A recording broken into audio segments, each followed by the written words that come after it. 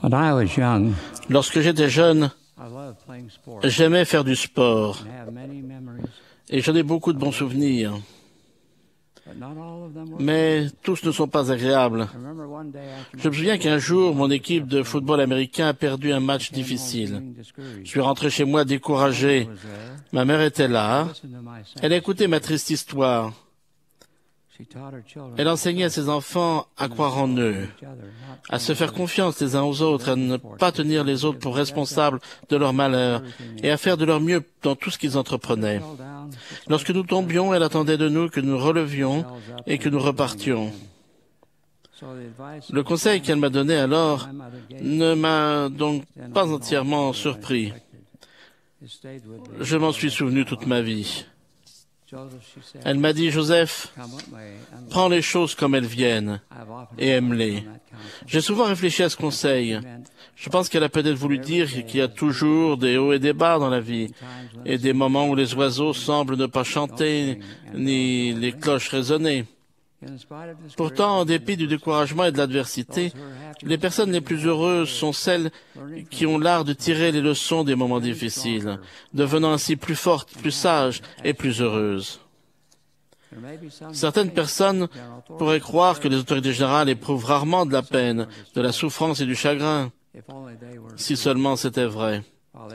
Tous les hommes et toutes les femmes présents sur cette estrade ont connu une abondante mesure de joie, mais chacun aussi bu abondamment à la coupe de la déception, de la tristesse et de la séparation. Dans sa sagesse, le Seigneur n'épargne à personne la douleur ou la tristesse. Pour ma part, le Seigneur a ouvert les écluses des cieux, et je n'ai pas les mots pour exprimer les bénédictions qu'il a déversées sur ma famille et moi. Pourtant, comme tout le monde, il y a eu des moments dans ma vie où mon cœur était si lourd qu'il me semblait que je ne pourrais le supporter.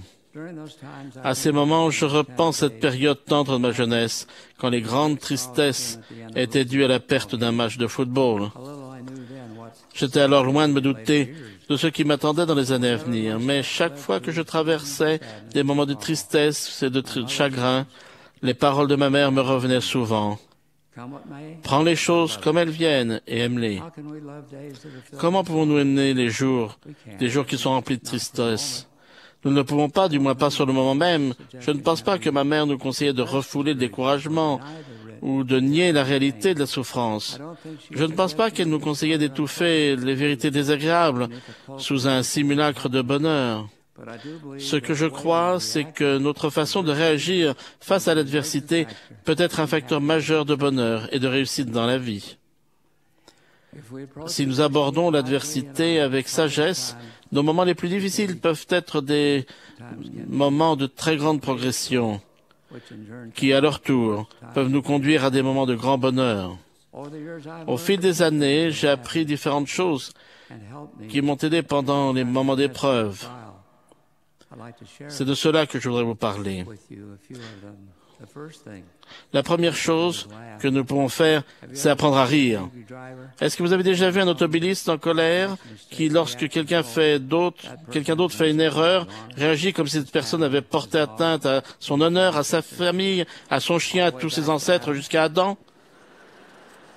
Ou avez-vous déjà rencontré une porte de placard suspendue, laissée ouverte au mauvais endroit et au mauvais moment, sur laquelle se venge une victime à la tête endolorie après l'avoir maudite et condamnée? Dans ces cas-là, il y a un antidote. Apprenez à rire. Je me souviens d'avoir chargé nos enfants dans un break et d'être partis pour Los Angeles. Nous étions au moins 9 dans la voiture et nous ne faisions que de nous perdre. Au lieu de nous mettre en colère, nous nous mettions à rire. Chaque fois que nous trompions de chemin, nous rions de plus belle. Il n'était pas rare que nous perdions. Un jour, nous avons pris un mauvais chemin pour aller dans le sud, à Cedar City, et nous nous sommes aperçus que 2 heures plus tard, lorsque nous avons vu les panneaux « Bienvenue au Nevada », nous ne nous sommes pas mis en colère. Nous rions, et la colère et le ressentiment étaient donc rares. Nos éclats de rire sont devenus des souvenirs précieux. Je me souviens quand notre fille a eu un rendez-vous arrangé avec quelqu'un qu'elle ne connaissait pas. Elle s'était mise sur son 31 et attendait cette personne quand on a sonné à la porte. L'homme qui est entré semblait un peu vieux, mais elle a essayé d'être polie. Elle nous l'a présenté à ma femme et aux autres enfants, et à moi, puis elle a mis son manteau et elle est sortie. Nous l'avons regardé monter dans la voiture, mais celle-ci n'a pas démarré. Finalement, notre fille est ressortie toute rouge de la voiture et est rentrée en courant. L'homme qu'elle avait pensé être son cavalier était en fait venu chercher une autre de nos filles qui avait accepté de garder les enfants de sa femme et lui.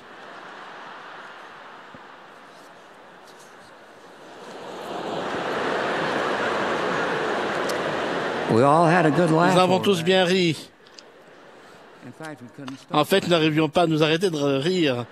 Later, when our daughter Plus tard, quand le vrai cavalier de notre fille est arrivé, je n'ai pas pu aller le rencontrer. J'étais toujours dans la cuisine. Maintenant, je me rends compte que notre fille aurait pu se sentir humiliée, embarrassée, mais elle a ri avec nous et nous en rions donc toujours aujourd'hui.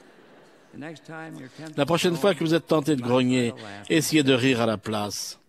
Cela prolongera votre vie et rendra la vie des personnes qui vous entourent plus agréable. La deuxième chose que nous pouvons faire, c'est rechercher ce qui est éternel. Vous allez peut-être avoir le sentiment que le sort s'acharne sur vous lorsque l'adversité frappe à votre porte. Vous secouez la tête et vous demandez « Pourquoi moi ?» Mais l'aiguille de la roue du chagrin finit par s'arrêter sur chacun de nous. Un jour ou l'autre, tout le monde doit connaître le chagrin. Personne n'en est exempt. J'aime les Écritures car elles montrent des exemples d'hommes et de femmes nobles et grands. Par exemple, Abraham, Sarah, Enoch, Moïse, Joseph, Emma et Brigham. Ils ont tous connu une adversité, un chagrin qui ont éprouvé, fortifié, raffiné leur personnalité. Apprendre à supporter les moments de déception, de souffrance et de tristesse fait partie de notre apprentissage sur le tas. Bien que difficiles à supporter sur le moment, ces expériences sont précisément celles qui augmentent notre compréhension, forgent notre personnalité et augmentent notre compassion envers les autres. Parce qu'il a beaucoup souffert, Jésus-Christ comprend notre souffrance. Il comprend notre chagrin. Nous passons donc par des expériences difficiles afin que nous aussi, nous ayons plus de compassion et de compréhension envers autrui. Souvenez-vous des paroles sublimes du Sauveur à Joseph Smith, le prophète. Quand il souffrait avec ses compagnons dans les ténèbres étouffantes de la prison de Liberty. « Mon fils, que la paix soit en ton âme. Ton adversité et tes afflictions ne seront que pour un peu de temps. Et alors, si tu les supportes bien, Dieu t'exaltera en haut. Tu triompheras de tous tes ennemis. » Cette vision éternelle a permis à Joseph d'être réconforté par ces paroles, et cela peut également être vrai pour nous. Parfois, ce sont précisément les moments qui semblent nous accabler de souffrance qui nous permettent finalement de vaincre. La troisième chose que nous pouvons faire, c'est comprendre le principe de la compensation. Le Seigneur compense toutes les pertes des fidèles. Ce qui est pris à ceux qui aiment le Seigneur leur sera ajouté à sa manière. Ce ne sera peut-être pas au moment où ils le veulent, mais les fidèles sauront que chaque larme d'aujourd'hui sera finalement rendue au centuple par des larmes de joie et de reconnaissance. L'une des bénédictions de l'Évangile est la connaissance que la vie continue au-delà du voile, même quand le rideau de la mort marque la fin de notre vie sur terre. De nouvelles possibilités nous y seront données. La mort elle-même ne peut nous priver des bénédictions éternelles promises par un Père céleste aimant. Puisque notre Père céleste est miséricordieux, le principe de compensation prévaut. J'ai vu cela dans ma vie. Mon petit-fils Joseph est autiste. Sa mère et son père ont été catastrophés quand ils se sont rendus compte des implications de cette affliction. Ils savaient que Joseph ne serait probablement jamais comme les autres enfants. Ils comprenaient ce que cela signifierait, non seulement pour Joseph, mais aussi pour toute la famille. Mais quelle joie il est pour nous. Les enfants autistes ont souvent du mal à montrer leurs émotions. Mais chaque fois que je suis avec lui, Joseph me serre fort dans ses bras. Il y a eu des difficultés, mais il a rempli notre vie de joie. Ses parents l'ont incité à faire du sport. Quand il a commencé à jouer au baseball, il recevait la balle dans le champ extérieur, mais je ne crois pas qu'il saisissait qu'il fallait courir après les balles perdues. Il a pensé à une autre façon, beaucoup plus efficace de jouer. Lorsqu'une balle arrivait dans sa direction, Joseph la regardait passer, puis tirait une autre balle de sa poche pour la lancer dans la direction du lanceur.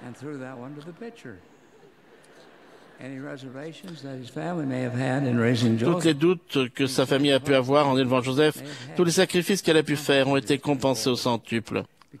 Grâce à cet esprit de choix, sa mère et son père ont beaucoup appris sur les enfants handicapés. Ils ont été les témoins directs de la générosité et de la compassion de membres de la famille, de voisins et d'amis. Ils se sont réjouis ensemble en voyant les progrès de Joseph. Ils se sont émerveillés de sa bonté. La quatrième chose que nous pouvons faire est de mettre notre confiance en notre Père Céleste et en son Fils Jésus-Christ. Car Dieu a tant aimé le monde qu'il a donné son Fils unique. Le Seigneur Jésus-Christ est notre partenaire, notre soutien, notre avocat. Il veut que nous soyons heureux. Il veut que nous réussissions. Si nous faisons notre part, il intervient. Lui qui est descendu au-dessus de tout viendra à notre secours, il nous réconfortera et nous soutiendra. Il nous fortifiera notre faiblesse et notre détresse. Et il rendra fortes les choses faibles. Après avoir donné naissance à un bébé, l'une de nos filles est tombée gravement malade. Nous avons prié pour elle, nous l'avons bénie et nous l'avons soutenue du mieux que nous pouvions. Nous espérions qu'elle aurait la bénédiction de guérir, mais les jours se sont transformés en mois et les mois en années. À un moment donné, je lui ai dit qu'elle devrait peut-être avoir cette affliction pour le reste de sa vie. Je me souviens qu'un jour, j'ai pris une petite carte que j'ai mise dans ma machine à écrire. Et je lui ai écrit entre autres, « Le secret est simple. Mets ta confiance en Dieu. Fais de ton mieux et laisse-lui le reste. » Elle a effectivement mis sa confiance en Dieu, mais son affliction n'a pas disparu. Elle a souffert pendant des années, mais en temps voulu, le Seigneur l'a bénie et elle a finalement retrouvé la santé. Connaissant ma fille, je crois que même s'il n'avait jamais été soulagé, elle aurait fait confiance à son Père Céleste et lui aurait laissé le reste. Cela fait longtemps que ma mère s'en est allée à sa récompense éternelle, mais ses paroles ne m'ont pas quitté. Je me souviens toujours du conseil qu'elle m'a donné. Il y a bien longtemps, le jour où mon équipe a perdu un match de football. Prends les choses comme elles viennent et aime-les. Je sais pourquoi il doit y avoir une opposition à toute chose. Si nous réagissons correctement, l'adversité peut être une bénédiction pour nous. Nous pouvons apprendre à l'aimer. Si nous recherchons le côté humoristique des situations, essayons d'avoir une vision éternelle, comprenons le principe de la compensation et nous rapprochons de notre Père Céleste, nous pouvons supporter les difficultés et les épreuves. Nous pouvons dire, comme ma mère, prends les choses comme elles viennent et aime-les. J'en témoigne au nom de Jésus-Christ. Amen.